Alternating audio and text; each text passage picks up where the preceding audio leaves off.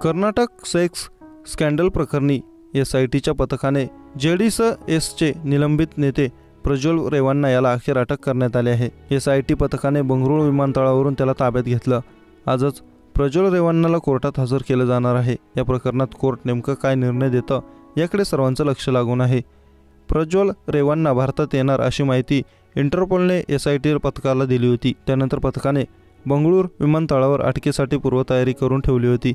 शुक्रवारी म्हणजेच 31 मे रोजी मध्यरात्री 12 वाजेच्या सुमारास प्रज्वल रेवन्नाचं विमान बंगळुरू विमानतळावर दाखल झालं।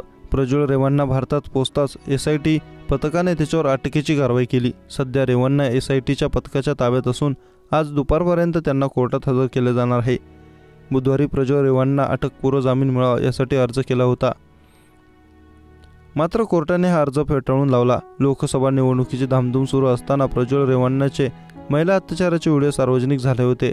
यानंतर त्या विरोधात अत्याचाराच्या तक्रारी दाखल झाल्या होत्या। प्राथमिक पुरावे प्राप्त झाल्यानंतर SITनं आणखी पुरावे गोळा करण्यास सुरुवात केली।